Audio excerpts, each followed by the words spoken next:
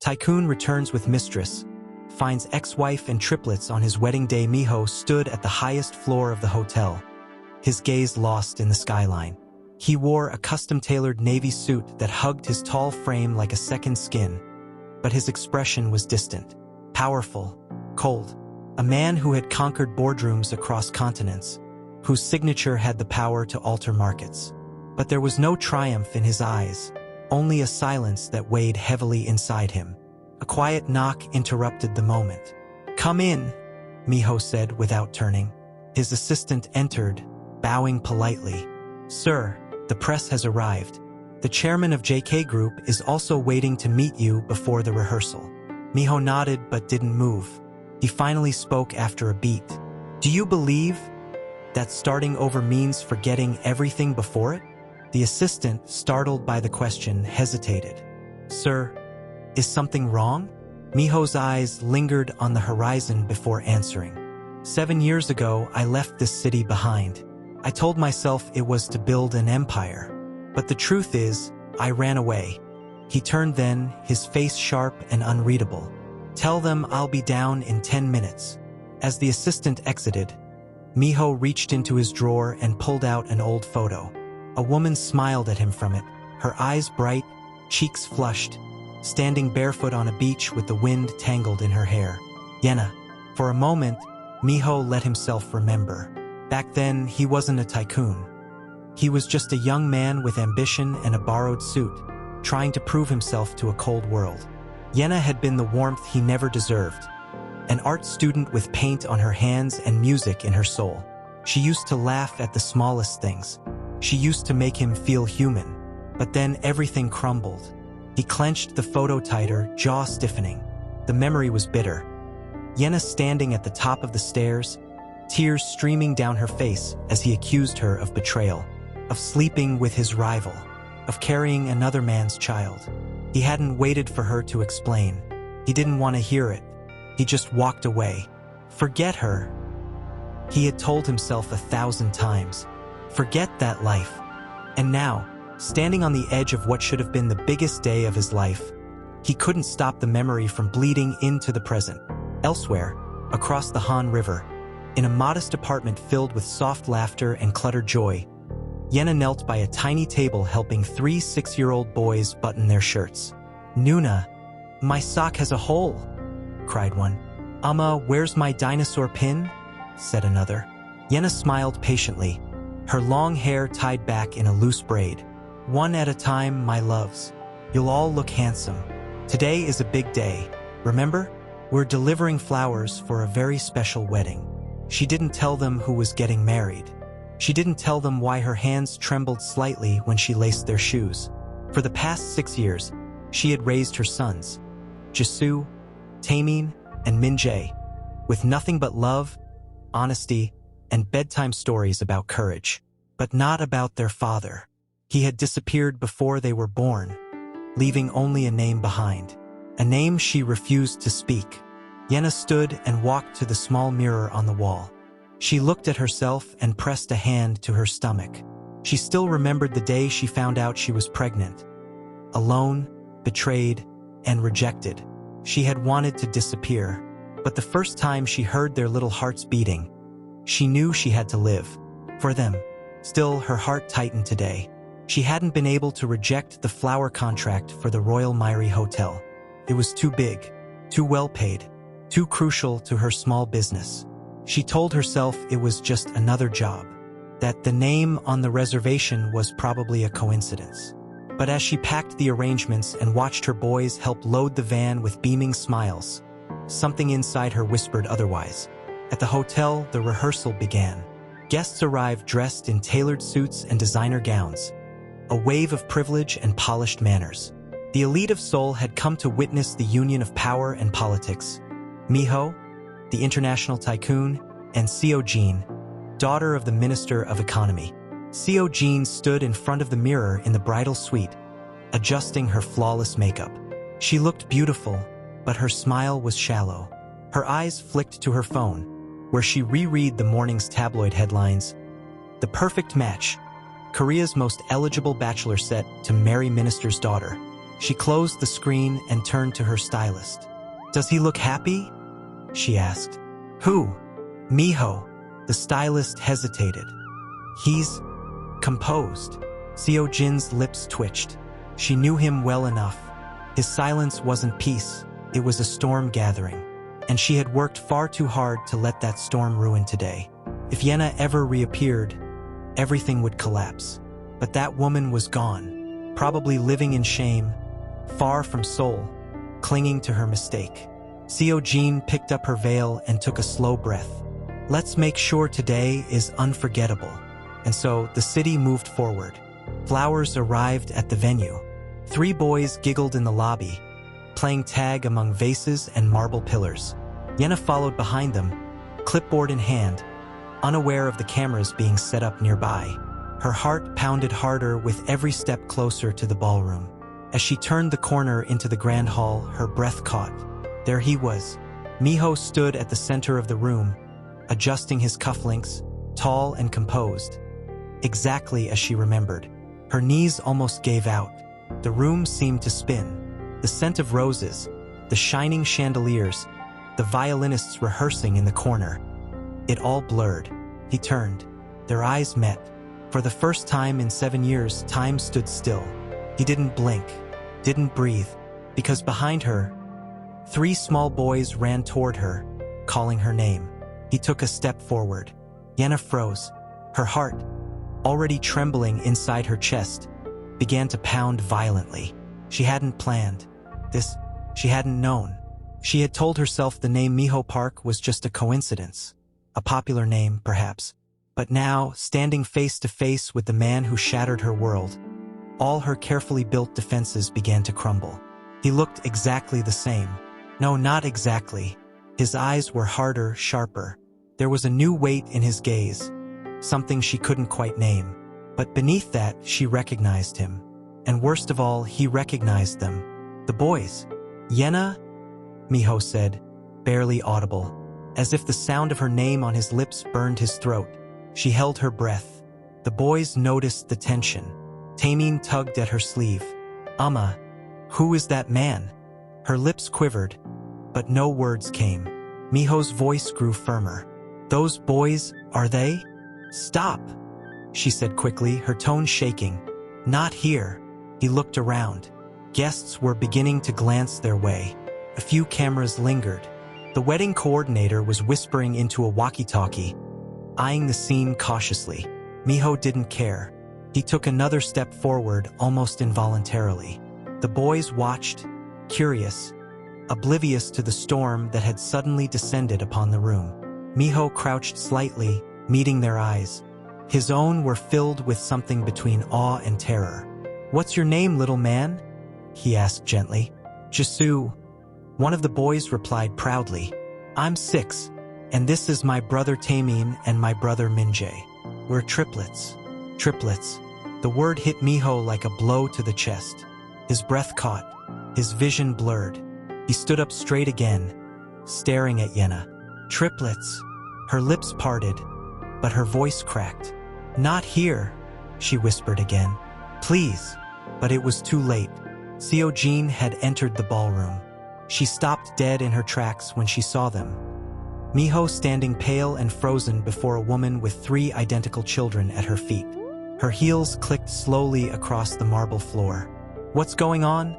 she asked, her voice light, but the tension beneath it razor sharp. Miho turned slightly. His mouth opened, but no sound came out. For the first time, the man who always had the perfect answer stood speechless. Yenna bent down quickly and ushered her sons behind a curtain of floral arrangements. "I'm sorry," she said, barely able to hold her tears. "I didn't mean to be here. I didn't know." Miho stepped closer. "Yenna, wait." She turned to face him. Her voice trembled. "What do you want me to say, Miho? That you're their father?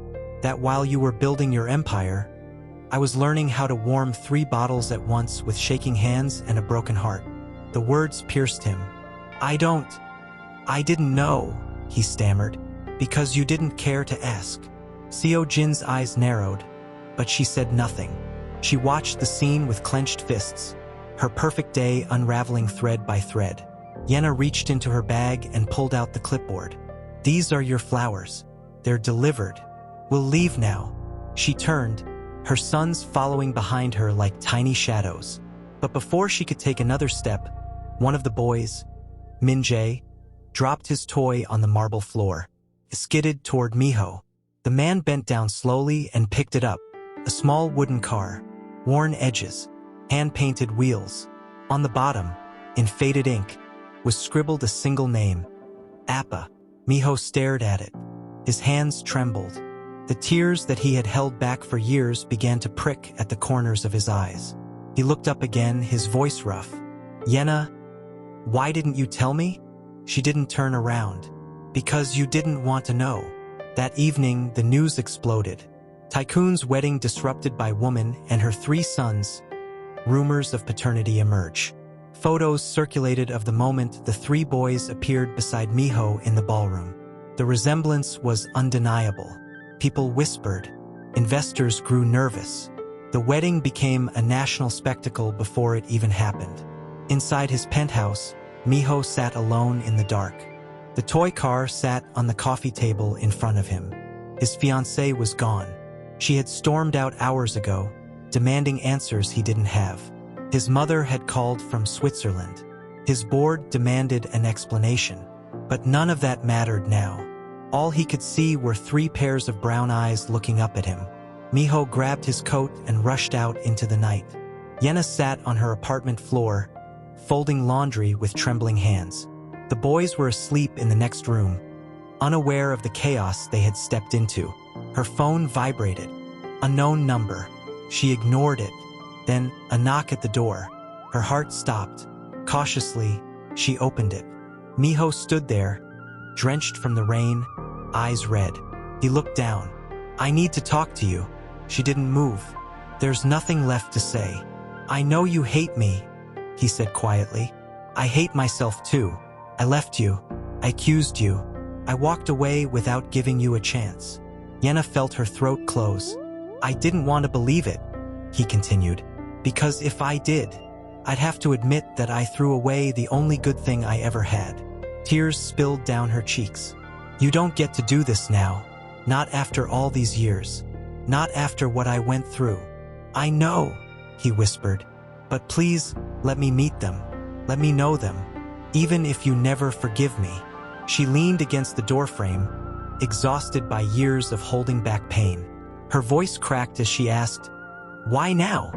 Miho Lo, she had imagined this moment countless times. What she would say if he ever returned. Sometimes, she saw herself slamming the door in his face. Other times, collapsing into his arms from the weight of all she had endured alone. But now that he was really here, wet from the rain, his voice stripped of pride, she didn't know how to breathe, much less decide. Behind her, a soft noise stirred.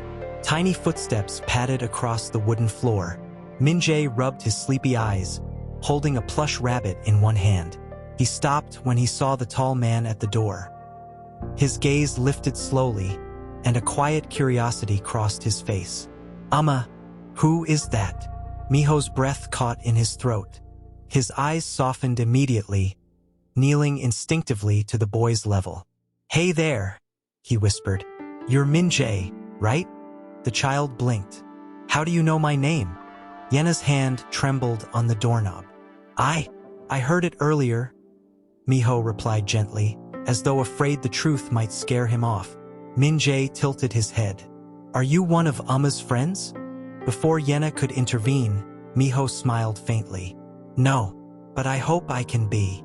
Min-jae stared at him a little longer. Then, without warning, he turned and shuffled back toward the bedroom. "Okay, but you gotta be quiet. Taemin's scared of thunder." As he disappeared, the silence between them returned like a tide. Miho looked up at Yenna. His eyes glistened, but he didn't shed a tear. "Just let me sit. 10 minutes. That's all I'm asking." She hesitated. Every instinct screamed to protect the boys. But something in his voice, it wasn't just regret. It was grief. Not the kind that demands forgiveness, but the kind that begs for understanding. She stepped back, wordless. Miho entered quietly. The room was small. cluttered with drawings taped to the fridge and shelves filled with books about dinosaurs and fairy tales. The scent of chamomile lingered faintly in the air. He walked slowly, taking everything in: 3 pairs of little shoes by the door, a broken toy car on the floor, photos pinned to a corkboard. And in every picture, Yenna stood smiling with the boys, always alone. Miho's fingers touched one photo. His heart squeezed. It was a birthday. 5 candles on a cake, paper crowns, and 3 little faces beaming beside a woman who had clearly learned to smile through exhaustion. He sat on the couch, slowly, like someone entering a holy place. "I missed all of this," he said, voice tight. "Every moment. Their first words, first steps, first day of school. All of it." Yenna stood near the wall, arms crossed, trying not to break. "You missed it because you chose to," she said softly, but there was no bitterness, only truth. "You wanted to believe I betrayed you. It was easier to hate me than to admit you were wrong." Miho lowered his head. "You're right." A flash of lightning lit the room, followed by a low rumble. The bedroom door creaked open again. This time, all 3 boys peeked out, their curiosity outweighing their sleep. Taemin padded across the floor, holding a blanket. "Amma, is he staying?"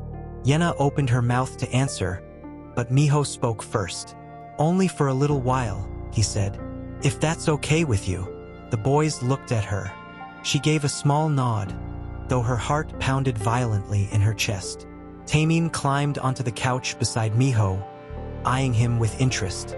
"You smell like outside," he said plainly. Miho chuckled softly. "That's probably the rain." Jisoo leaned over the couch arm. "What's your name?" "Miho," he replied gently. "But you can call me whatever you want." The boys exchanged glances. Min-jae spoke up. "You look like us." Miho's breath caught. Yenna stepped forward. "All right, boys, back to bed. It's late." They groaned, but she gave them the mom look, the one that left no room for argument.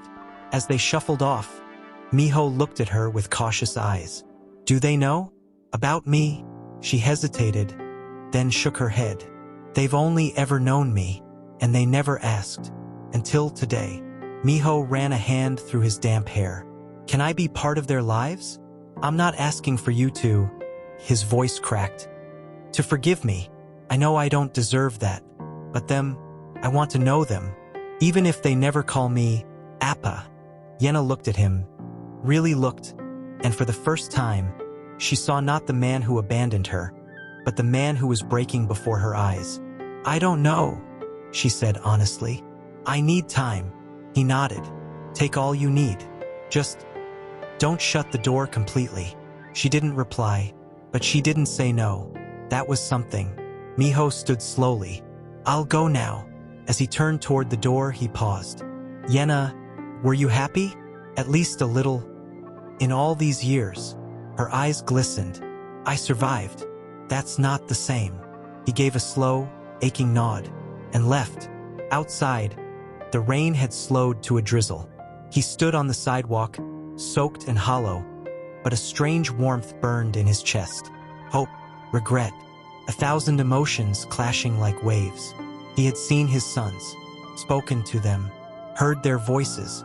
They were real, and now, nothing else mattered. Back in the apartment, Yenna leaned against the closed door, eyes shut, hands trembling. She didn't know what scared her more. That Miho might try to stay. He hadn't slept. The shirt he wore was the same from last night, rain still faintly clinging to the hem. His fingers gripped the edge of the desk like it was the only thing anchoring him to the ground. The door opened behind him. Seo-jin walked in without knocking. He didn't turn. "Where have you been?"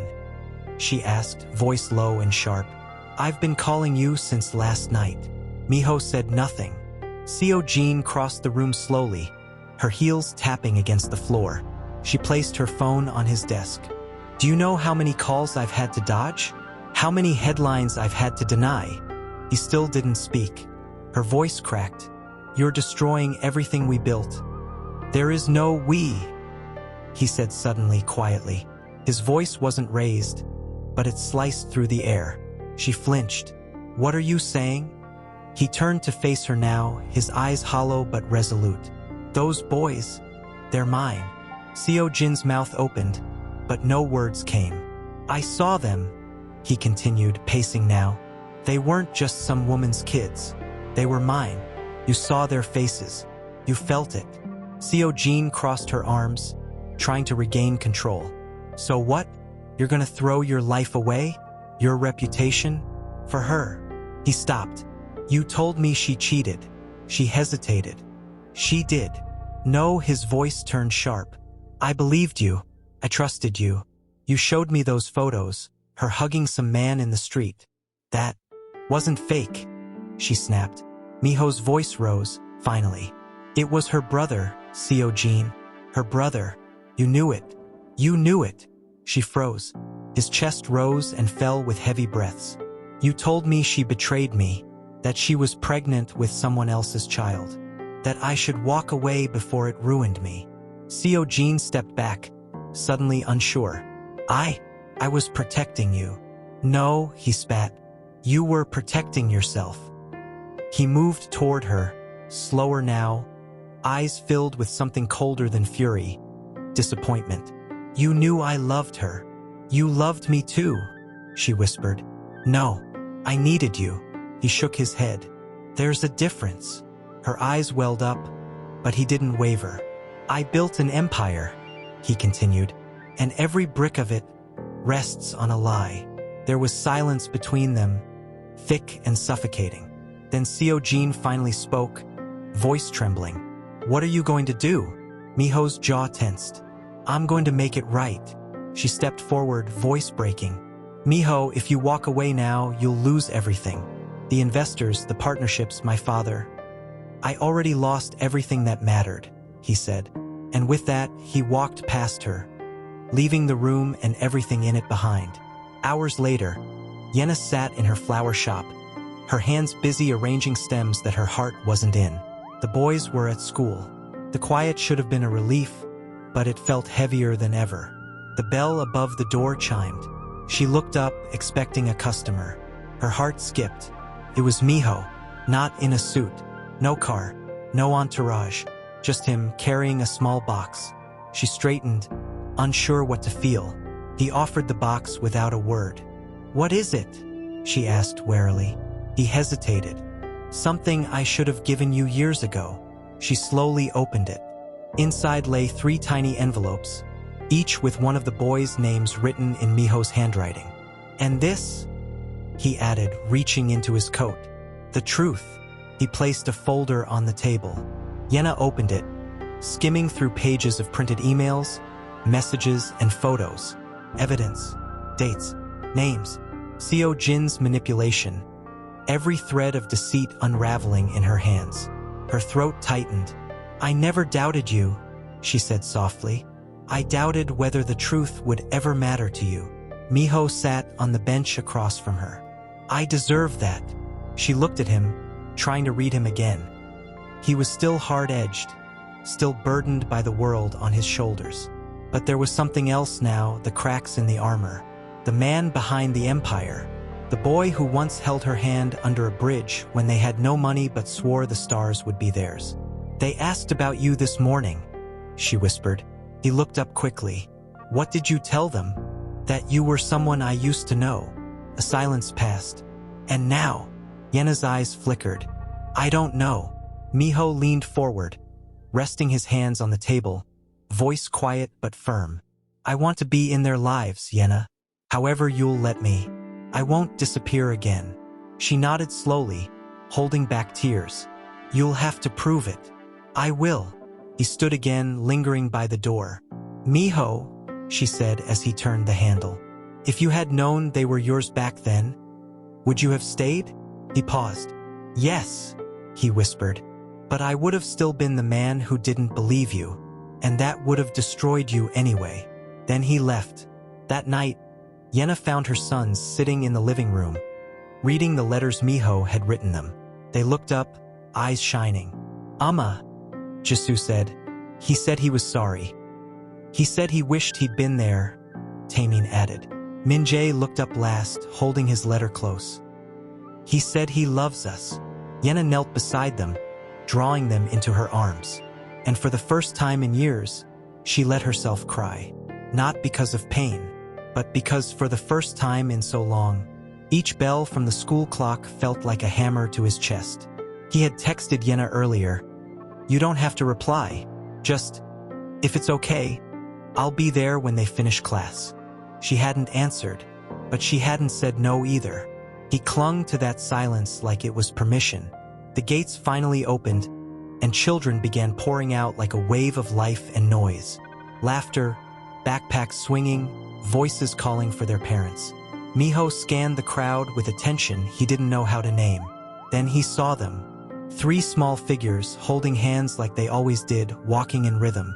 Jisoo, Taemin, and Minjae. They were chatting animatedly about something, dinosaurs or lunch or some adventure only they understood. Miho's breath hitched. He took a careful step forward. Minjae was the first to notice. His eyes lit up and he pointed. "Look, it's him." The others followed his gaze. And instead of hesitation, instead of fear, their faces broke into soft smiles. "Ah, Juicy," Taemin called out, running toward him. Miho crouched instinctively, arms half outstretched, unsure if it was too much. Taemin reached him first and simply hugged him. Miho froze. This small, warm body wrapped around his neck so naturally, as if he had done it 100 times before. He hugged back, carefully at first, then tighter. "I missed you," Taemin said. Miho's heart cracked. "You did. You said you'd come," Jisoo chimed in, arriving with Minjae beside him. "You kept your promise." Miho swallowed hard. "Yeah, I did." Minjae looked up. "Are you coming home with us?" The question startled him.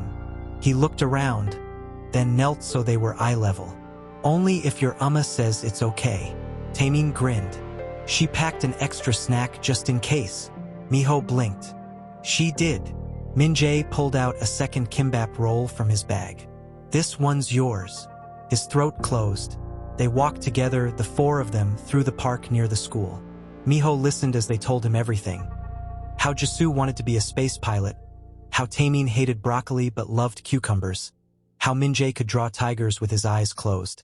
Every word was a revelation, and yet, the shadow of lost time followed him with every step. At the swings, they insisted he push them, and he did, clumsily at first, until their laughter eased his movements. "How high can we go?" Jisoo shouted. "As high as the stars," Miho said, and they shrieked with delight. He sat down on the bench as they played, watching, heart swollen with wonder and sorrow. Presence joined him. Yena. She had arrived quietly, arms folded, eyes locked on her children. She didn't speak right away. He looked at her cautiously. "You came." "I followed from a distance," she said. "Just in case." He nodded. "I'm glad you did." For a moment, they just watched the boys. "They talk about you," she said softly. "At night, quietly, when they think I'm asleep." Miho's chest tightened. "What do they say?" "That they hope you come back. That you didn't just visit once." He exhaled shakily. "I won't disappear. I want to believe that," she said, barely above a whisper. "But I can't afford to hope for things that fall apart." He turned toward her fully now. "I'm not asking you to forgive me, or to forget what I did. I just want a chance to be their father." Yena hesitated. "They already trust you. That's not something I can undo. And I don't want to. But Miho, if you come into their lives and break their hearts, I won't survive it." "They won't survive it." He nodded, eyes burning. "I won't run again, no matter what happens between us." There was silence between them, not cold, but heavy. Then Miho stood and called out, "Boys, let's get some hotdog." Their cheers echoed as they ran toward him, grabbing his hands, one on each side, like they'd been doing it forever. Yena followed, her expression unreadable. They sat at a street stall, steam rising from the golden pancakes. Miho paid, surprising even himself with how natural it felt. Jisoo leaned on his arm. "You eat slow like Amma." Miho chuckled. "Maybe she taught me without knowing." Minjae reached into his backpack and pulled out a drawing. "This is us." Miho looked for stick figures holding hands under a bright sun. 3 small ones, and 1 taller with black hair. "You drew me?" he asked, voice thick. "You're part of the story now," Minjae said simply. Miho stared at the picture. Miho stood outside Yena's apartment, holding an umbrella in one hand and a paper bag in the other.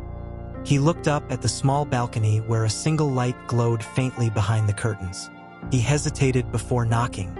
When the door opened, Yena stood in a loose sweater and pajama pants, her hair still damp from her shower. Her eyes widened slightly at the sight of him again, but she didn't seem surprised. "You forgot something," Miho said quietly, holding up the paper bag. "What is it?" He handed it to her. She opened it slowly. Inside were 4 small hotdog pancakes, still warm. "The boys fell asleep in the car," he explained. "They didn't finish these." She stared at the bag for a moment longer than necessary, then stepped aside. "You can come in. Just for a minute." He entered cautiously, the familiar warmth of the home surrounding him instantly. The scent of chamomile was there again, mingled now with something he couldn't name. Maybe peace, maybe regret. She walked to the kitchen counter and placed the bag down. He noticed the crayons still scattered on the floor, the 3 tiny backpacks lined up neatly by the door. "They sleep early," she said softly, almost to herself. "All that energy just burns out around 8. He smiled faintly. "That sounds exhausting," she chuckled under her breath. "It is." Pause. He stepped closer to the counter, unsure how to stand in a place so full of memories he didn't own. "I've missed a lifetime," he said. "I didn't realize how much until I saw them running toward me today." Yena didn't answer at first. She picked up a cup and filled it with warm barley tea, setting it in front of him without a word. He looked down at it. Her quiet gesture nearly undid him. "They think you're some kind of superhero," she said suddenly. "Big, mysterious man in a suit who shows up and brings hotdog." He swallowed hard. "I'm no hero, Yena." She sat across from him, her hands wrapped around her own cup. "They don't know what you did, what you believed about me, what you said the day you left." Miho lowered his gaze. "I do." Silence stretched between them. "I keep thinking about it," he said. "That night, when I accused you, when you stood there, holding our future inside you, and I didn't even ask you to explain. I just walked away." Her voice came out low. "You looked at me like I was nothing." He flinched. "I was a coward. I needed something to blame, and she handed it to me wrapped in lies. You trusted her more than me." He met her eyes finally. "I didn't trust anyone. Not really. Not even myself." Another silence. He looked around. "You made something beautiful here, without me, and I have no right to ask for a place in it, but you already have one," she said quietly. His breath caught. She continued, eyes still on her tea. "They've already given it to you, and I'm trying. But every time I look at you, I remember the moment everything shattered. It's hard to forget pain when you still carry the echo of it in your bones." He nodded slowly. "I understand." She finally looked at him. "But there's something else I can't forget," she said. "The way you used to look at me when we had nothing. The way you believed in things, us, when no one else did.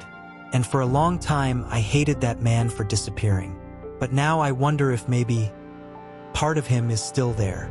Miho's voice trembled. "He is." Tears shimmered in her eyes, but she didn't let them fall. She stood and walked toward the window. The rain tapped gently against the glass. "There's a wedding tomorrow," she said suddenly. "Isn't there?" Miho stood too. There was. Her shoulders tensed. "You canceled it?" "Yes." She turned. "Why?" He took a step forward, the room shrinking between them. "Because the woman I was supposed to marry helped destroy the only person who ever loved me honestly. Because she lied. Because I let her lie. And now, I'm not looking for anything from her anymore, or from anyone, except maybe..." He hesitated. "A chance to be the man I should have been." Yena's eyes searched his face. A beat passed, then another. "I don't know how to forgive you," she whispered. I'm not asking you to, he said. Not yet. Maybe not ever. But if you let me keep showing up, if you let me be part of their lives, maybe someday you'll find your own reason. She didn't respond, but she didn't ask him to leave either. That was enough for now. The rain softened to a drizzle. Miho walked to the door slowly. Just before he left, he turned back. I'll pick them up from school tomorrow, unless you'd rather I didn't. Yenna looked at him for a long moment. Then gently she nodded, and just like that, a new kind of silence settled between them. Not painful, not uncertain, but the kind that comes before a new beginning. He said he'd come. Jisoo grinned, adjusting his cap. What if he's late? Taemin asked, clearly trying to hide how much that idea bothered him. He won't be, Minjae said, looking out the window as if sheer willpower could summon Miho from the street below. Yenna stood behind them, sipping tea slowly, watching their anticipation with a tightness in her chest she couldn't shake. They had only met him days ago, yet already they looked at the door with such hope, and that terrified her, because she remembered doing the same thing once. Standing by a door, waiting for a knock that never came. A car horn beeped outside. The boys shrieked in unison. Amma, he's here. He's here. Shoes, she called quickly. Don't forget your lunch boxes. They scrambled to put their sneakers on, each grabbing their bags and waving their tiny arms in the air like it was a festival day. Yenna opened the door and there he was. Miho stood in front of his car, casually dressed in jeans and a navy sweater, holding 3 small bento boxes in a bag. Good morning, he said, eyes meeting hers first. She nodded, watching as her sons ran to him and threw themselves against his legs. You remembered the snacks, Minjae said in awe. Of course I did. You told me you like strawberries cut into hearts, right? Taemin's jaw dropped. You did that. Miho handed them the box, and they opened it right there on the sidewalk. Sure enough, 3 perfect heart-shaped strawberries on top of rice. Yenna stepped outside, arms crossed. That's a lot of effort for a weekday morning. Miho glanced at her. They deserve it. He opened the back seat, helped them in, buckled each belt like he'd done it for years. Then he turned to her again. Would it be all right if I took them today, alone? Her instinct screamed to say no, but her eyes dropped to the car. Inside, the boys were laughing, already arguing about who would sit by the window. She nodded slowly. Just text me when you drop them off. I will. He didn't smile, but there was something soft in his expression. Thank you, Yenna. She stepped back as the car pulled away, a strange quiet pressing into her chest. She felt it long after the sound of the engine faded. At the school gates, Miho knelt beside them. All right, 3 rules. Jisoo nodded eagerly. 1, Miho said. Don't punch anyone unless they really, really deserve it. Taemin's eyes widened. Appa, just kidding, Miho laughed. 2, be kind, especially to someone having a hard day. And 3, he looked at them seriously. Tell me everything when I see you later. Deal? All 3 saluted. Deal. As they ran inside, Miho stayed crouched for a moment, watching them disappear. He stood slowly, his heart both full and heavy. A voice startled him. Mr. Park. He turned to see a woman, one of the teachers, maybe in her 40s, dressed neatly, eyes curious. I'm Ms. Han. I teach Minji's class. Miho nodded politely. Nice to meet you. She tilted her head. Forgive me for asking, but are you their father? There was no shame in his voice. Yes, I am. She smiled gently. They've never mentioned you before. They didn't know me until a few days ago. Her smile faltered slightly, understanding the weight of what he'd just said. Well, she said kindly, they're lovely boys, kind, thoughtful, always helping the other students. Miho felt his chest warm. They get that from their mother. She paused. If you're staying in their lives, I hope it's for good. They don't need more confusion. Her words were gentle but pointed. I know, Miho said quietly, and I intend to. That evening, Yenna sat on the couch folding laundry, trying to focus on the rhythmic motion, but her phone buzzed. Miho dropped them off. They told everyone their dad makes better rice balls than their mom. Sorry. She stared at the message for a moment, then let a laugh escape, despite herself. A minute later, another message arrived. Miho, can I take them to the aquarium this weekend? I'll buy matching hats. I promise they'll be awful. She replied without thinking. Yena, only if I get to approve the hats. Miho, a deal. Then, Miho, oh, can I take you too? Her fingers hovered above the screen. She didn't reply, but she didn't block him either. Later that night, after putting the boys to bed, Yena sat alone in the dim kitchen. She stared at the leftover hotdog on the table. They hadn't even touched it. They were too full from the snacks he'd brought. She reached for her phone again, opened the message thread, typed, Yena, you can take us. Then she stared at it, deleted us, rewrote it. Yena, you can take them. And me, if you're sure this time. Sent. Then placed the phone face down on the table. Her heart thudded in her chest. She didn't know what would happen next. Miho stood near the entrance, 3 ridiculous hats in his hand.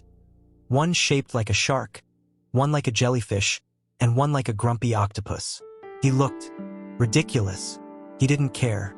When Yena arrived with the boys, she froze for a second when she saw him. He smiled, holding out the hats like trophies. I promise terrible fashion, he said. The boys screamed in joy and snatched them instantly, placing them over their heads. Tamin's hat flopped to one side. I'm a scary jellyfish. No, I'm scarier. Jisoo roared, making shark noises. Yena shook her head, trying not to laugh. You realize they'll never take those off now? That was the plan. She glanced at him. He wasn't just smiling, he looked lighter, like some invisible weight had loosened its grip. As they entered the exhibit hall, the boys ran ahead, gasping at each tank. Miho walked beside her quietly, their shoulders almost brushing. Thanks for coming, he said, voice low. I almost didn't. I know. I didn't want to hope for something that might disappear again. He looked at her, his tone gentle. I'm not leaving, Yena. I'm not here for a chapter. I want the whole story. She didn't answer right away. Instead, she turned to a tank where a massive turtle swam lazily past coral reefs. Her reflection blurred in the glass. You don't get to just come back and fit into the picture like you never left. I know, he said softly, but I'm willing to earn my place. Every single day if I have to. They stood in silence, the sound of the ocean behind the glass surrounding them. Suddenly, Jisoo called out from across the room. Appa, come see the penguins. Miho's head jerked slightly at the word. Appa. She hadn't told them to call him that. Yena froze too, her breath catching in her chest. He turned to her. Did you? She shook her head slowly, eyes wide. They started saying it this morning, she whispered. A beat of stunned quiet passed between them. Miho whispered, almost to himself. They see me. He swallowed thickly, eyes shimmering. They really see me.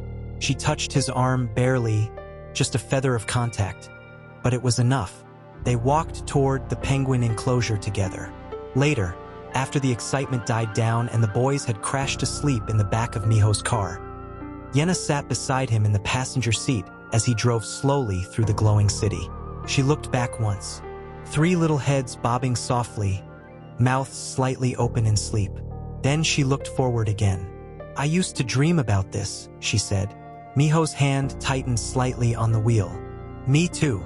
No, when they were babies, when it was just me. Some nights, after they finally fell asleep, I'd sit by the window and make up stories.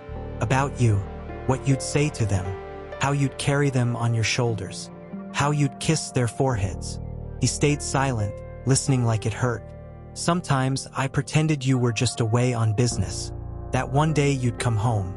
And then other times, I hated you so much for leaving, I couldn't breathe. I deserved that. I know, she said quietly, but they deserved more. I'll spend the rest of my life trying to give them that. She looked at him now. Not just them, she said. You hurt me too, Miho. You broke something I didn't know could break. He glanced at her, grief sitting in his eyes. I know. I'm scared, she admitted, of letting you in again, of getting used to this, of seeing the boys love you, and then watching it all fall apart. He pulled the car to a gentle stop by her building, turned to face her. I don't want to be forgiven today, he said. I just want you to know. I remember you. She blinked, unsure. The you who danced barefoot in the rain. The you who stayed up all night painting that mural in our first apartment.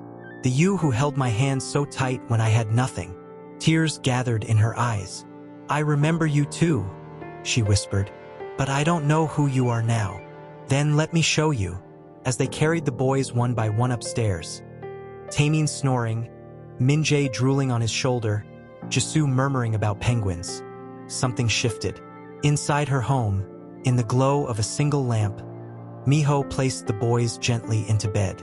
He paused at the edge, brushing hair from Taemin's forehead, then stepped back, as if afraid to do too much. Yena watched him from the doorway. He looked up at her, eyes asking the question he hadn't voiced, and she nodded. He walked past her, quiet, but before he reached the door, she stopped him. Miho, he turned. Don't promise anything unless you plan to keep it. I won't, because I won't survive another goodbye. He didn't speak, just stepped closer, so close she could feel the warmth of him, but didn't touch her. His voice broke. Neither will I. Then he walked out, and Yena stood there, in the quiet hum of the apartment, breathing in the pieces of a life she thought was gone forever. She held Minji's hand tighter as they walked toward the school. The boys were humming happily, swinging their lunch boxes. They were still wearing their ridiculous aquarium hats. Their smiles were bright, full of that innocent belief that nothing bad could happen as long as someone waited at the gate. But as they turned the corner, Yena saw them. Two men with cameras. They were parked just across the school entrance, pretending to check their phones. Another woman stood beside them with a notepad, eyes scanning the faces of every parent arriving. Her blood went cold. Why are they looking at us? Jisoo asked. She smiled too fast, too tightly. Just keep walking, baby. But one of the men raised his camera anyway. Click. Yena instinctively stepped in front of the boys. Hey, she said, her voice shaking with steel. Don't take pictures of my children. The woman with the notepad stepped forward, speaking carefully. Miss Lee Yena? She didn't answer. We just have a few questions about your relationship with Mr. Park Miho. Not here, Yena snapped. Not in front of my kids. But the damage had already started. Other parents were staring now, whispering. Some pulled their own children closer. Yena's heart pounded as she herded her sons toward the gate. Go on inside, boys. I'll see you after class. They hesitated. What's wrong, Amma? Nothing. Go. The teachers caught her eye from the other side of the gate. One of them opened the door and quickly ushered the boys in, shielding them from the growing crowd. Yena turned back around. What do you want? She demanded. The woman didn't smile. We received anonymous photos last night of you, Mr. Park, and 3 children who bear a very strong resemblance to him. Yena's stomach twisted. He's their father. That's all you need to know. People are curious, the woman continued, her voice laced with polite poison. He was engaged to the daughter of the Minister of Economy 2 weeks ago, and now suddenly this? A hidden family? A scandal? Don't do this, Yena said quietly. They're just children. We have a right to the truth, and so do his investors. His public image is, he's not a product, she snapped. He's a father, and I'm not going to let you tear him apart because it makes a good headline. The woman's expression didn't change, but the cameras kept flashing. Miho was in the middle of a board meeting when the first headline popped up on the screen behind him. Tycoon's secret family? Park Miho seen with triplets and mysterious woman at aquarium. Is this Korea's real-life K-drama? Minister's daughter breaks engagement amid rumors of betrayal. The room buzzed. Board members whispered, some turning pale, others angry. His phone buzzed with texts, emails, calls. He stood slowly, ignoring all of it. "I'll return in 10 minutes, he said calmly, and walked out before anyone could stop him. In the hallway, he dialed her. Yenna answered on the second ring. "I'm so sorry," she said immediately. "They showed up at the school. I tried to protect them, but It's not your fault," he said, voice firm but tender. "I should have seen this coming. They're saying things, Miho. About you, about us. It's everywhere. I don't care what they say about me. I do." There was silence for a second. Then she asked, "What now?" He exhaled. "I'm handling it." "But how?" "They're turning this into something ugly." His voice dropped. "They only win if we hide." She hesitated. "Are you saying we go public?" "I'm saying we stop letting other people write our story." Yenna felt her chest tighten. "The boys? They'll be safe. I'll make sure of it." "But if this explodes, Miho?" "I'm not walking away again, Yenna." His voice didn't shake, and she knew in that moment he meant it. That evening, Miho stood in front of the press for the first time since the story broke. He wore no tie, no carefully prepared speech, just a photo in his hand. One of the boys at the aquarium, all three in their hats, smiling with gap-toothed pride. He held it up before speaking. "These are my sons." The room fell into stunned silence. "My name is Park Miho, and yes, I have 3 children with a woman I wrongfully pushed away years ago. Their names are Jisoo, Taemin, and Minjae. They are the most important part of my life now." Flashes lit the room. Reporters gasped. Hands shot up for questions, but he continued before anyone could speak. "For years, I lived behind a wall, made of fear, pride, and regret. And I lost the chance to be the man I should have been to the woman I loved, and the children I never got to hold until now." He paused. "This is not a scandal. This is a beginning." Then he left. No questions, no apologies, just truth. At home, Yenna stood in front of the TV, her hand covering her mouth as the clip played. The boys were on the floor, playing with blocks, unaware. She sat down slowly beside them, heart pounding with something wild. Hope, terror. What did shake him was the stillness in Yenna's apartment when he arrived that evening. She didn't open the door right away. He waited, heartbeat dull and steady, his coat damp with night air. Then finally, the door creaked open. She looked tired, not physically, but in her soul, like she'd been holding herself together all day with invisible thread. He stepped inside carefully. The boys were already asleep. He saw their tiny shoes by the door, their drawings still scattered on the floor. Yenna walked past him without a word, into the kitchen. She poured water into a glass with slow, robotic precision. "I saw what you said," she murmured. He nodded, waiting. "I thought I'd feel relief," she continued. "I thought I'd feel something like peace. And you don't." She looked at him. Her eyes were tired, but not dull. No, they were burning. "No," she said. "I feel exposed, like someone took our life and hung it out for the world to pick apart." Miho stepped closer. "They would have found us either way. At least this way, we told them what to see." She sat at the table, wrapping her fingers around the glass. Her knuckles were white. "Do you know what it was like, Miho?" Her voice cracked. "Those first months after you left?" He didn't speak. "I was alone. People whispered when I passed, called me names. Even my landlord tried to evict me when he found out I was pregnant without a husband." He swallowed hard. She continued, her voice growing louder. "I sold everything I had. I ate cold rice most nights just so I could afford vitamins. And when they were born, I thought maybe, just maybe, something would shift. That maybe you'd feel it wherever you were. That something inside you would know." Tears fell then, unstoppable. "But you didn't. You never came." Miho knelt in front of her, taking the glass from her hand and placing it aside. He reached for her trembling fingers, but she flinched. "I thought you'd hate me," he whispered, "and I told myself I deserved it. But I never imagined you'd survive so much and still be standing." She stared at him, breath shaking. "I didn't stand, Miho. I crawled. For years. He nodded, shame rippling through him. I know I can't undo it. I know I can't fix the past. But I want to help carry the weight now. She looked at him, long and searching. What makes you think I can even let someone do that again? Because I see you, he said quietly. All of you. The woman who broke and still kept going. The mother who never gave up.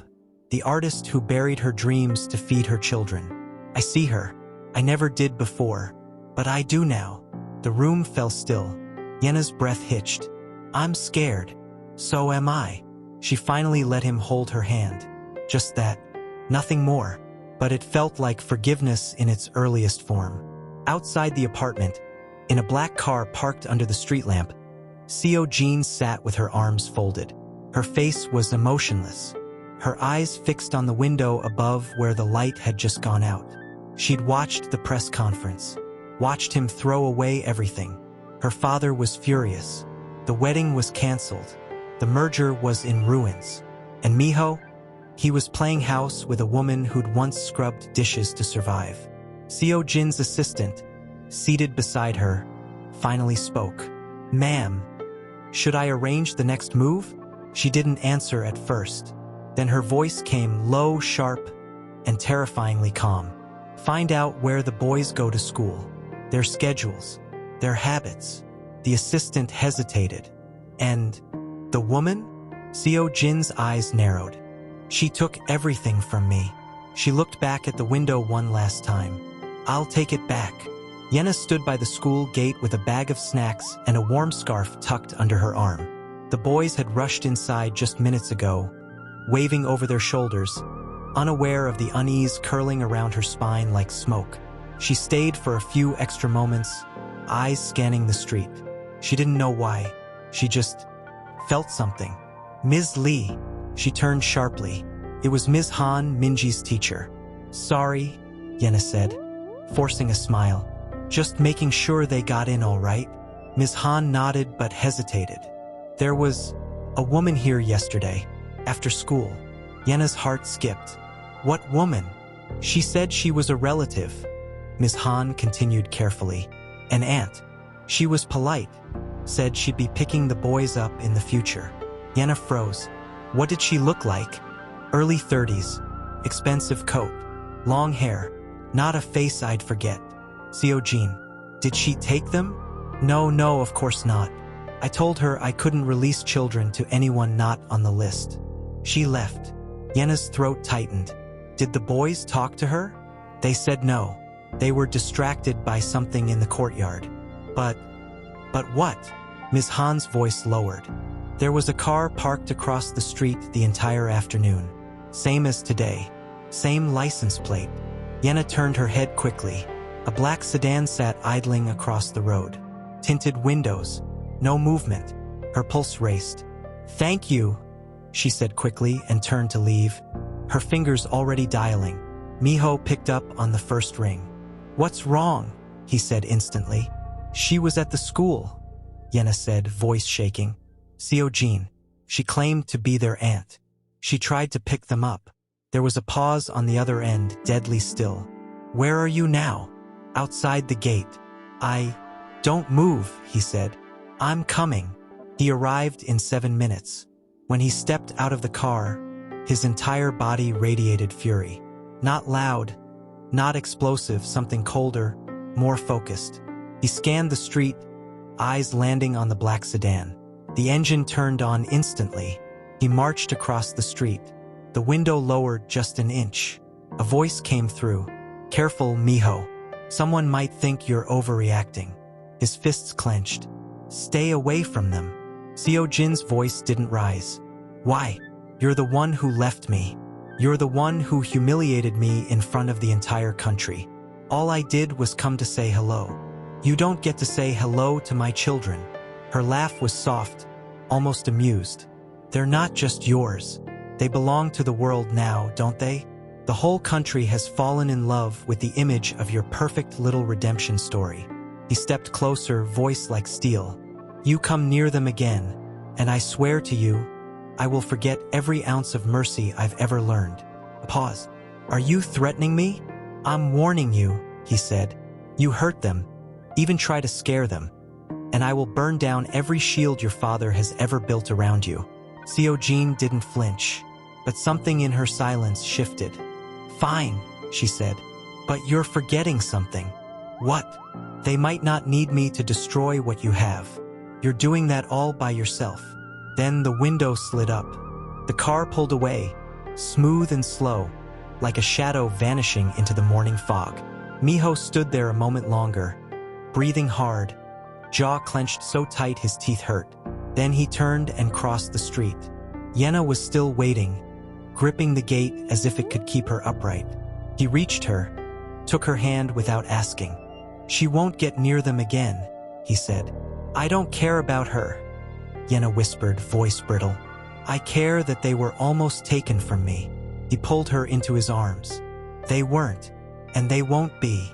She stayed there a long time, her forehead pressed to his shoulder.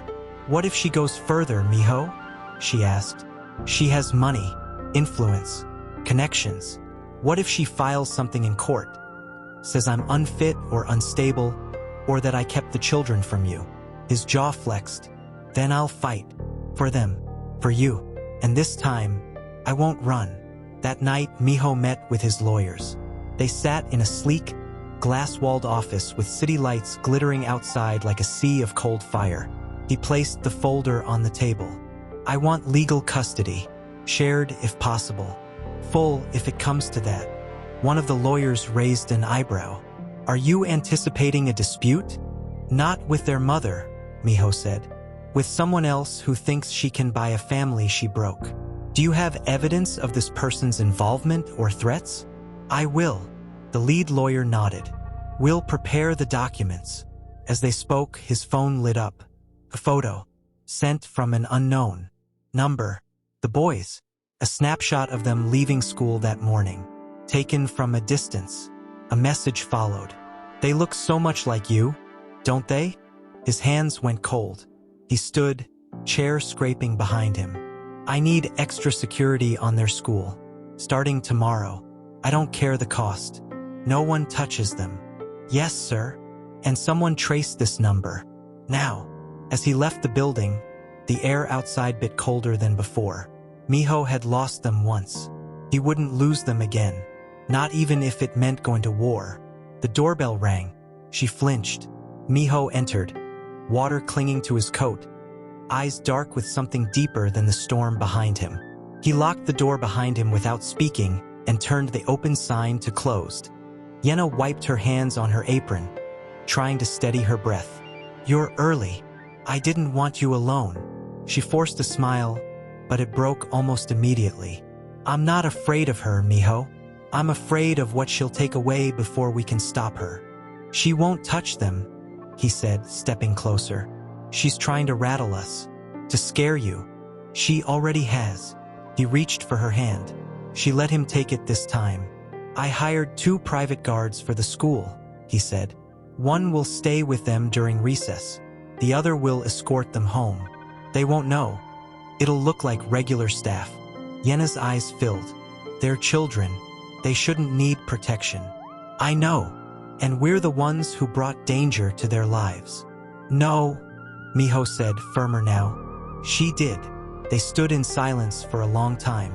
The rain had turned the world outside into moving shadows. Then Yena whispered, Miho, what if she goes after custody? His jaw tightened. I've already filed for shared legal guardianship. No judge would hand my children to someone with her record. She doesn't have a record. She will. You're planning something. I'm preparing something, he corrected. She's already been digging. She's manipulating everything she can get her hands on.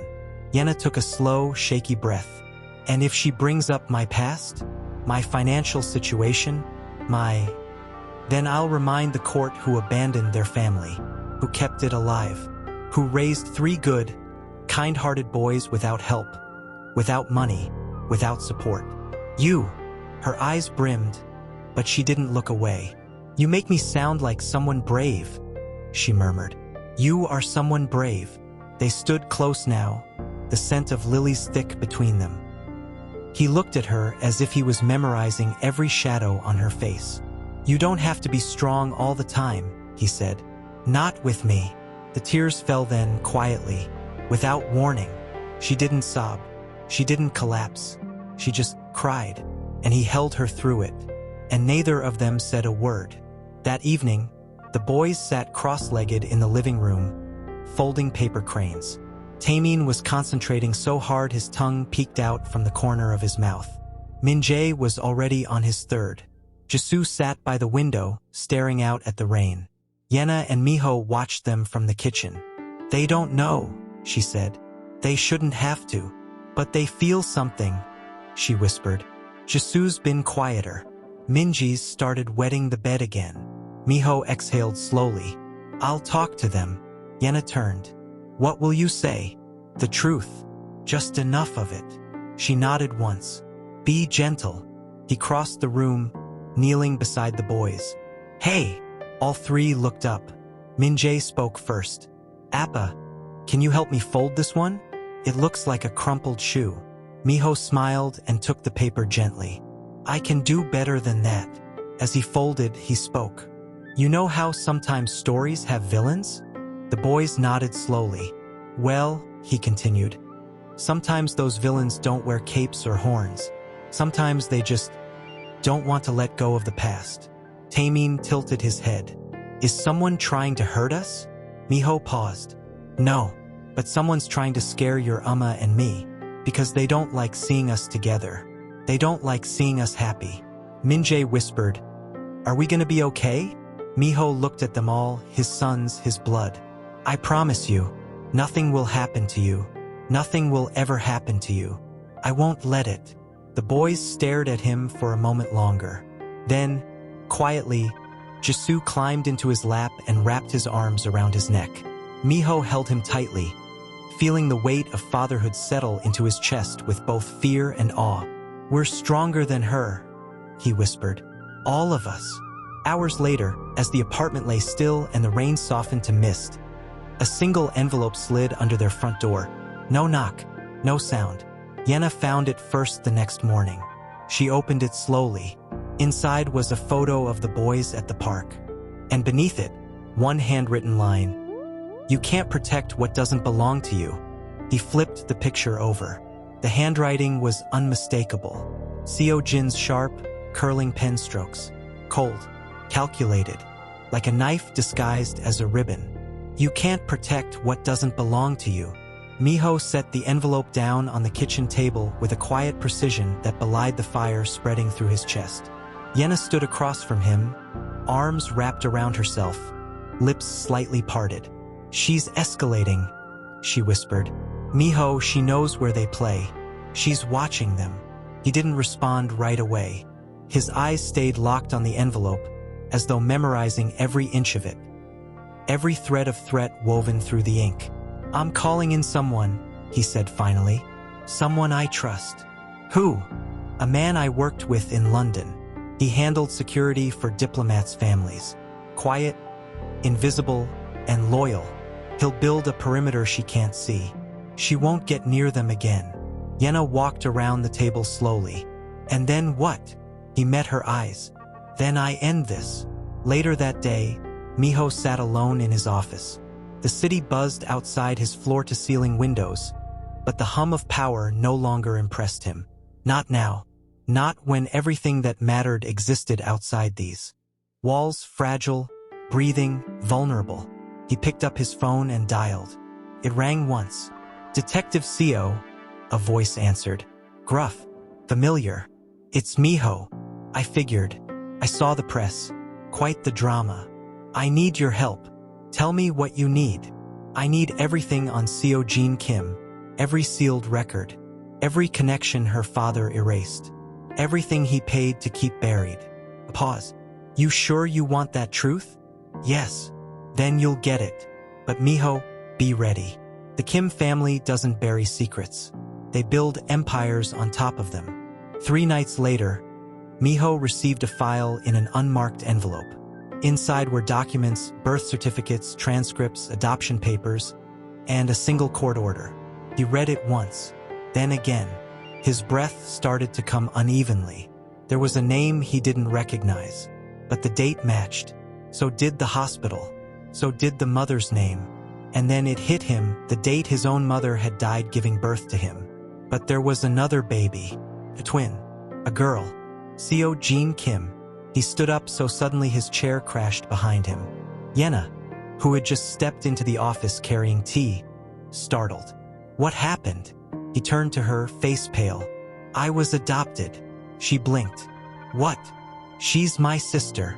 His voice was a whisper. Seo Jean, we're twins. The cup in Yenna's hand slipped, shattering on the floor. No, she said, barely able to breathe. He dropped the file on the table. She was adopted by the Kim family weeks after our mother died. Her name was changed, her records sealed. You're saying she knew? He nodded slowly. She's known for years. Yenna's voice cracked. And she wanted me, Miho said. Not like a sister, not like family. She wanted me because she couldn't have me.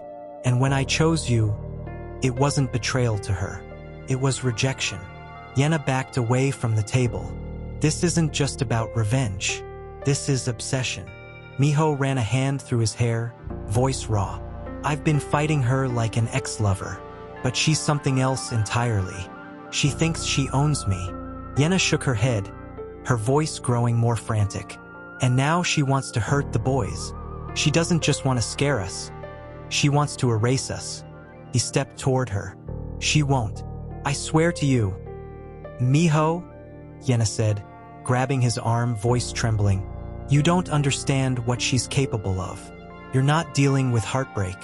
You're dealing with madness. His eyes burned. Then I'll burn everything she's built, brick by brick. That night, the apartment was quiet. Too quiet. Yenna lay in bed, eyes wide open, staring at the ceiling. Miho sat on the couch, documents spread across the table, phone in hand, calling security contractors, scanning building access logs, tracking every possible opening Seo Jean might exploit. In the boys' room, Jisoo stirred. He sat up, blinking sleep from his eyes. Appa. Miho appeared in seconds, kneeling beside him. What is it? I had a bad dream. Come here, Miho whispered. He scooped him up, held him close. Jisoo's small voice was muffled against his shoulder. There was a woman. In the dream, she took me away from Amma. You were running, but she locked the door. Miho's arms tightened around his son, his voice shaking. That's never going to happen. Never. Jisoo pulled back just enough to look him in the eye. Promise. Miho stared into the face that mirrored his own, and for the first time in his life, he made a promise he knew he'd die to keep. Yenna stood by the window, arms wrapped around her waist, eyes scanning the street below. Every black car, every slow pedestrian, every shadow felt like it might be her. Miho stood in the kitchen, phone to his ear, voice low and tight. If anything shifts, if you even feel a tail, you call me. Not the agency. Me. He hung up and walked over to her. She's not going to get close. Yenna didn't answer. I've doubled the security around the school. There's someone on every corner. She finally turned to him, her voice soft but shaking. That's not what I'm afraid of. He studied her face. Then what? That she'll win without ever touching them. That she'll poison the people around us, twist the system, that she'll turn the truth into a weapon. Miho stepped closer, gently brushing a strand of hair from her cheek. Then we fight with something she doesn't have. What? Honesty. Yenna gave a humorless laugh. That's a pretty sword in a battlefield full of knives. He smiled faintly. Then I'll bleed first. Before she could respond, the apartment door buzzed. They froze. He moved to the screen. It was the building manager. He opened the door without hesitation. I thought you should see this, the manager said, holding out a folded newspaper. Someone slipped it into every mailbox this morning. Miho took it. His heart dropped. The front page wasn't a headline. It was a photo. Yenna, Miho, the boys, together at the aquarium, smiling. And across the image, in bold red letters, how many lies can one family hold? Yenna stepped forward, reading over his shoulder. Her breath hitched. Who printed this? Not us, the manager said quickly. No publication name, no barcode. It's not real press. Miho turned to Yenna. Her hand covered her mouth. Inside, the pages got worse. Twisted versions of their past. Accusations that Yenna seduced a wealthy man for status. Claims that the children were never truly his. Fake interviews with people who didn't exist. He tossed it onto the table like it burned. Yenna walked away slowly into the boys' room. Miho followed her. She stood at the doorway, watching their sons build a spaceship out of cardboard, laughing, oblivious. They're going to hear it, she whispered. At school, on the street, kids repeating things they don't understand. Then we tell them the truth first. She turned to him sharply. They're 6. I know. They shouldn't have to understand betrayal, or slander, or bloodlines and lawsuits. He reached for her hands. But they'll understand. They'll understand that no matter what the world says, we never let go of them. That we stood between them and the storm. She looked down, voice breaking. I don't want them to be afraid of the world. They won't, he said. They'll respect it, and they'll rise above it. Yenna's eyes filled. She pulled him into an embrace. Tight, desperate, trembling.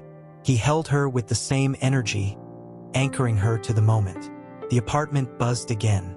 This time it was a call. Miho answered. Sir, said the head of security. We found a hidden listening device in one of the boys' backpacks. Miho's entire body went cold. How long? Could have been days. Maybe longer. We're sweeping the entire building now. He ended the call, heart hammering. Pack a bag, he told Yenna. What? We're leaving. Tonight. Where? Somewhere she doesn't know. She looked stunned. What about the shop? School? I don't care. I'll buy the school if I have to. But I won't let her listen to our children breathe while pretending to be in the shadows. Yenna didn't argue. By nightfall, they were gone. They drove for hours, past the edge of the city, through winding roads that led to a quiet coastline. A house waited at the end of a gravel path. Private, guarded, quiet. The boys were asleep in the back seat, heads leaning against each other. Miho carried them inside one by one. Yenna followed, clutching the backpack that once held something meant to spy on her sons. Inside, the house smelled like pine and salt. Clean, untouched. As she stood in the doorway of the bedroom, watching him tuck the boys in, her chest swelled with something fragile and sharp. He turned to her. I won't lose them, Yenna. I won't lose you. She stepped forward. Then don't shut me out. If you're planning something, if you're going to face her, I need to know. I need to be there. He nodded. I'm not doing this alone anymore. She leaned into his chest, and he wrapped his arms around her. Outside, the wind howled over the sea. Inside, a family held each other in the eye of the storm. Yenna stepped in quietly, holding 2 mugs of tea. She placed one beside him without a word, then stood behind his chair, fingers lightly brushing his shoulder. You haven't eaten, she said softly. I'm close. Close to what? He looked up, jaw clenched. To showing the world what she really is. Yenna sat on the armrest beside him. You mean your sister? The word still scraped her throat like glass. Miho didn't flinch. Blood doesn't make family. Choices do. She touched the edge of a document near the keyboard. It was a scanned birth certificate. Another paper was a copy of a sealed court file with the Kim family crest faintly stamped in red. What are you planning to do? He hesitated. I'm going to hold a press conference. Live. No lawyers. No PR team. No company buffer. Yenna's breath caught. You're going to tell them everything? Miho nodded. I'll lay it all bare, her lies, her manipulation, the adoption records she buried, the threats, the stalking, the illegal surveillance. Everything. Even if it takes me down with her. She stood suddenly, pacing. Do you know what that could do to your company? Your career? To us? Yes. Then why? He turned in the chair to face her.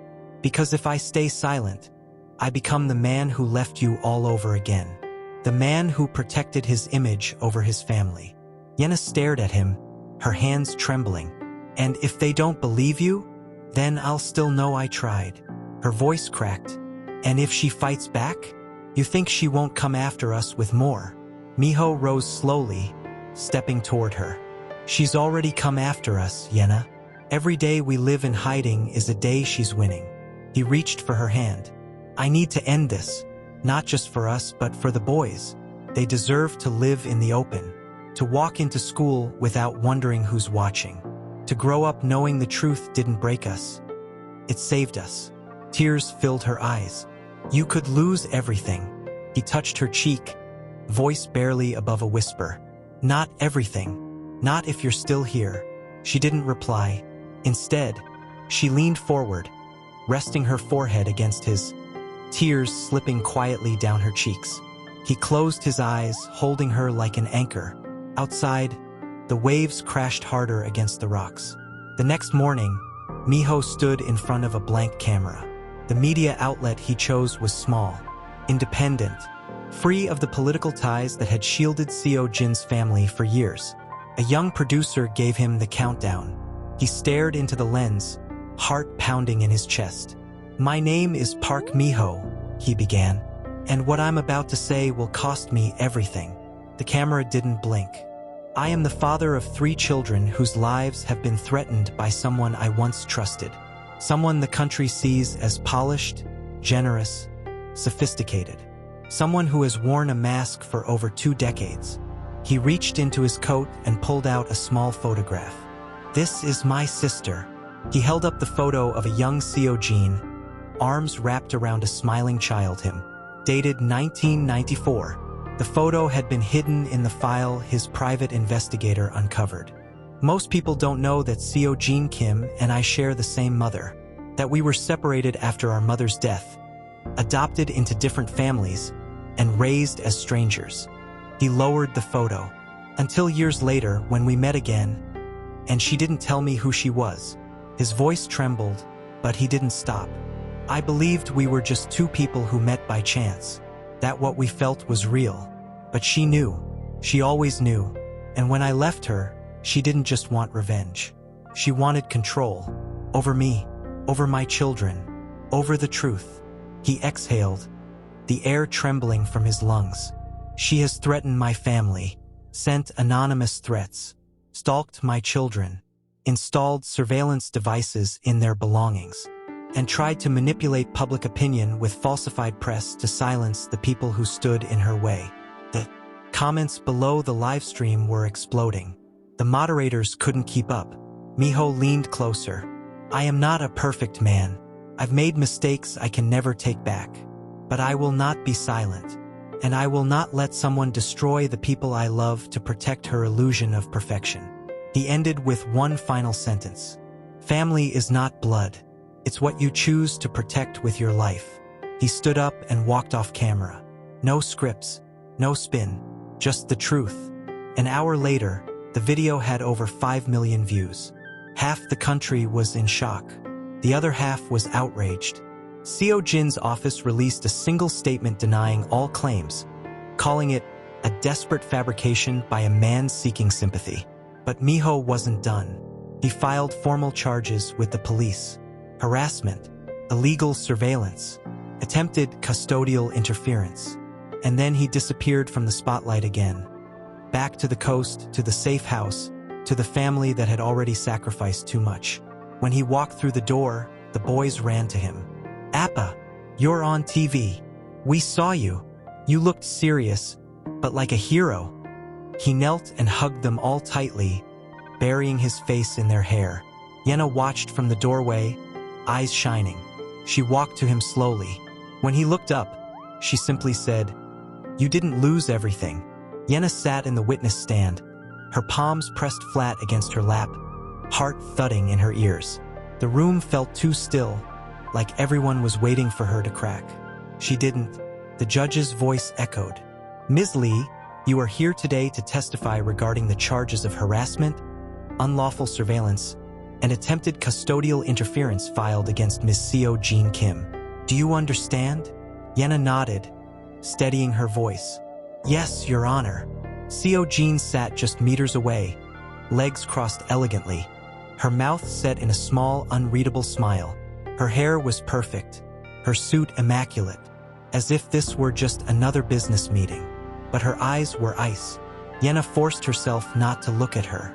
The prosecution approached the stand. Ms. Lee, when did you first suspect that your children were being watched? Her throat felt tight, but she answered, after the media leaked photos of my family. I thought it was paparazzi at first. But then, we found a camera hidden inside my son's toy, and then another in his backpack. That's when I knew it was deliberate, personal. Do you believe Ms. Kim was responsible for those devices? Yes. Why? Because she was the only one who knew where we lived, where our children went to school. She came to the school, told the staff she was their aunt. My children don't have an aunt. Murmurs stirred from the back of the courtroom. The judge pounded the gavel once. The prosecution continued, calmer now. Ms. Lee, has Ms. Kim ever spoken to you directly? Yenna hesitated, eyes narrowing slightly. Only once. She called me. She said, enjoy it while it lasts. Can you describe the tone of that call? Yenna exhaled shakily. It wasn't anger. It was certainty, like she'd already decided how the story ends. And what story is that, Ms. Lee? She lifted her chin. One where she wins, where she controls the narrative, where my family disappears so hers looks perfect. A pause. Do you fear for your children? Her voice cracked. Every day. Miho sat just behind the defense table, fingers laced tightly in front of him. His face was unreadable, but his knuckles were white. He wanted to rush to her, but this moment, this was hers. The defense stood now, approaching with that slow, calculated rhythm only someone trained in dissection could perfect. Ms. Lee, the woman began with a polished voice. You claim my client attempted to interfere with your children, but you offer no direct evidence, no footage of her placing devices, no signed statements, no fingerprints. Isn't that correct? Yenna stared at her. I have fear. I have the evidence of the devices found in our belongings. I have photos of her outside the school. I have the truth, but not proof. Yenna didn't blink. She knows how to hide her footprints. That's what people like her do. Objection. The prosecution cut in. Speculation. Sustained, the judge said. The defense continued. Isn't it true, Ms. Lee, that you withheld the knowledge of your children's father for over 6 years? That you hid their paternity from Mr. Park Miho? The question was a spear. Miho's head lifted slightly. He hated this part, hated how they twist it. Yenna answered without flinching. Yes. The courtroom tensed. She continued. I didn't tell him because he left me. He accused me of infidelity, of carrying someone else's child. He walked away without asking a single question. And after that, I had to protect them alone. The defense paced slowly.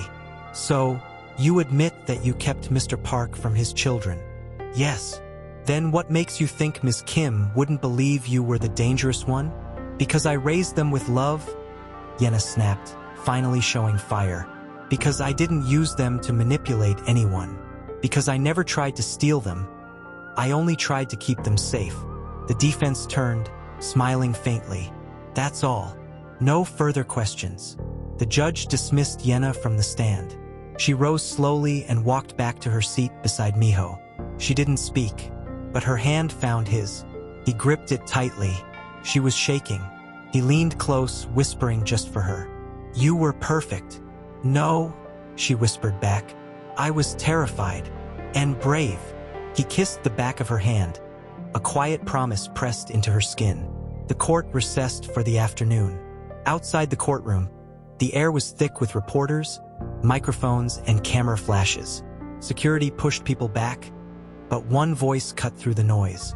Ms. Lee, do you regret keeping the children from Mr. Park? She paused, then turned to the cameras. I don't regret protecting my sons, she said. I regret the world they were born into. She walked on. That night, the footage went viral. And for the first time, the public didn't ask if she was telling the truth. Miho turned to Yena, whispering, "Something's changed." She could feel it too. The air was tighter, as if someone had slipped a cord around the room and begun to pull. The judge finally looked up. "Before we proceed to closing arguments, the court has approved a late witness request by the prosecution.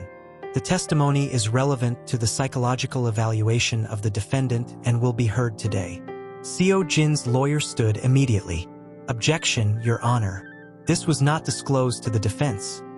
The court received sealed justification. Overruled. Yena's hand tightened in Miho's. The judge continued, "Call your witness." The courtroom doors opened, and an elderly woman walked in. Her shoulders were hunched with age, but her steps were careful. Her eyes darted across the room, sharp, searching. She wore a plain gray blouse and slacks, her white hair tied back in a bun. Simple, quiet. Miho leaned forward, brow furrowed. "Who is that?" Yena stared, her breath catching. "I don't know," she whispered. The woman was sworn in and took the stand. The prosecutor stepped forward. "Please state your name." "My name is Park Jae-hai," the woman said. Miho's entire body froze. "His last name." Her voice. The judge raised an eyebrow. "Are you related to the plaintiff?" The woman nodded slowly. "I'm his aunt." A hush fell over the room. Miho's throat closed. He didn't breathe. The prosecutor continued. "Ms. Park, can you please tell the court how you are related to Mr. Park and Ms. Kim?" She looked out over the room, then found Miho's eyes. "I was the only sibling of their mother," she said. "When she died in childbirth, I was present for both deliveries. Miho came first. Seo Jin a few minutes later. The hospital records show one death, but 2 births." Yena gasped. Miho's eyes burned. "They were born together," Jae-hai said, voice trembling. "But only one was claimed." The prosecutor asked gently, "What do you mean?" "Miho was taken in by my brother's wife, my sister-in-law. Kind woman but poor. The girl, Seo Jin, she was claimed by a man from the Kim family, a friend of the hospital director. He wanted a child, but only one that came from the right bloodline." Her voice grew bitter. "He didn't want a mother. He wanted a legacy." The courtroom was still. Jae-hai continued. "Seo Jin was adopted in secret. Records sealed. Names changed. She never knew about Miho until she was 12. The prosecutor leaned in. "And how do you know she found out then?" Jae-hai's eyes darkened. "Because I was there." Miho shook his head slowly. "No, that can't be." "She came to visit me," Jae-hai said, now speaking directly to him. "She said she wanted to know where she came from. I told her. I showed her the photo. You were playing in the yard that day. Remember?" Miho's voice cracked. "I remember a girl watching through the fence. She said she wouldn't tell anyone, but I knew then." She was angry, not just confused. Angry. The prosecutor nodded. "And you believe that knowledge contributed to the current situation?" Jae-hai's voice dropped. "I think it created it. She grew up believing she had to earn love by erasing anything that made her ordinary. But when she found out she was just like Miho, born poor, born forgotten, she couldn't accept it." Miho's stomach twisted. Jae-hai looked directly at him again. "She wanted to become everything you weren't, but then you became everything she wanted. And you chose someone else." Yena didn't move. She couldn't. Miho whispered, "Why didn't you tell me?" "I tried, but the Kim family buried everything. I was told if I ever spoke of it again, I'd lose my job, my home. I was scared. But you're here now, because I couldn't stay quiet anymore," she said. "She's not just angry anymore, Miho. She's dangerous." The judge leaned forward. "Thank you for your testimony, Ms. Park. Please step down." Jae-hai stood, hands shaking. She looked at Miho one last time. "I'm sorry I didn't protect you sooner." Then she was gone. The room stayed silent for a full minute after. Miho turned to Yena, his face pale. All this time she knew. Yena's eyes glistened. "And she used it to destroy you." He stood suddenly. The judge called order, but Miho didn't speak. He walked straight out of the courtroom, down the hall, into the empty corridor where the fluorescent lights buzzed softly. He leaned against the wall, breathing hard. Yenna found him seconds later. "She's not just obsessed with you," she said. "She hates you, because you remind her of everything she can't fix." Miho looked at her. "She's my sister." "No," Yenna whispered. "She gave that up the day she looked at our children and saw weapons instead of lives." He nodded slowly. Seo Jean was across the room, still composed, still wearing the calm mask she'd perfected over decades. Her lips were painted, her hair flawless. But Miho could see it now. The subtle shift in her breathing, the flicker in her gaze. The certainty was gone. The judge adjusted his glasses and looked directly at the gallery. "This court has reviewed the submitted evidence and testimony. We recognize the complexity of the relationships presented in this case and the emotional weight each party has carried." Miho could barely breathe. In the matter of unlawful surveillance, harassment, and attempted custodial interference, the court finds the defendant, Miss Seo Jean Kim. Yenna closed her eyes. "Guilty on all counts." A sound like a gasp rose from the gallery, followed by stunned murmurs. Miho exhaled, slowly, disbelieving. Seo Jean didn't move. She just blinked, once, slowly, as if the words had taken a second longer to reach her. "Sentencing will be scheduled at a later date," the judge continued. "This court is adjourned." The gavel fell. Miho sat frozen. He felt Yenna's hand slide into his. She didn't speak. She didn't need to. It was over. But then, a quiet voice across the aisle shattered the stillness. "You think this means I've lost?" It was Seo Jean. She stood, facing Miho. The room was nearly empty now. Reporters gone, security present but distant. No more performance. No more mask. Her voice was colder than winter rain. "You think a courtroom makes you clean? That a guilty verdict wipes you of betrayal?" Miho stood slowly. "You don't get to rewrite the story now." Seo Jean tilted her head. "You stood there and let the world call me a monster. You didn't even blink. You did that to yourself." "No," she whispered. "You did. The moment you left me on that rooftop in London. The moment you saw her." She looked at Yenna like something foul. "And you forgot everything we built. There was nothing real between us," Miho said. "Not after I knew." Her smile was a crack. "But it was real, Miho. That's the part you don't understand. I loved you more than she ever could. Because I saw all of you, the pain, the rage, the ambition. She loves the version of you she made up in her head. I loved the one who clawed his way out of the dirt. And yet, I crawled away from you." Her face finally changed. That mask, so polished, so firm, shook just slightly. "You betrayed me," she whispered. "And for that, I made you bleed." He took a step closer, voice calm, but sharp. "No, you betrayed yourself. You had a brother, a second chance, a life that could have healed you, and you destroyed it." Her jaw tightened. Miho's voice lowered. "You made me hate you. Do you know how hard that is, Seo Jean? To hate someone who shares your blood? But you earned it. Every single day." She didn't cry. She didn't beg. She just stared at him. Then she turned to Yenna. "I could have had him first, you know? I did, for a while." Yenna didn't flinch. "You never had what mattered." Seo Jin's lips twisted. "Keep thinking that. Maybe it'll comfort you when he disappoints you too." Miho stepped in front of her, between them. "Don't talk to her again." The bailiff approached. "Time to go." Seo Jean didn't resist. But as they led her away, she paused in the doorway and looked back one last time. When you hear footsteps behind you in the dark, Miho, ask yourself whose shadow you're really afraid of. Then she was gone. Outside, the sky had opened up. Rain poured onto the steps of the courthouse, washing the city in silver streaks. Miho stood under the overhang, face tilted upward, water running over his cheeks like tears he no longer had to hide. Yenna stepped beside him, umbrella in hand. She opened it slowly, holding it over both of them. Neither of them spoke for a long time. Finally, she whispered, "Is it really over?" He shook his head. No, but it's ending. And what's left? He turned to her, finally allowing the smallest smile. Us. She stared at him, eyes wide and wet. How do we even begin again?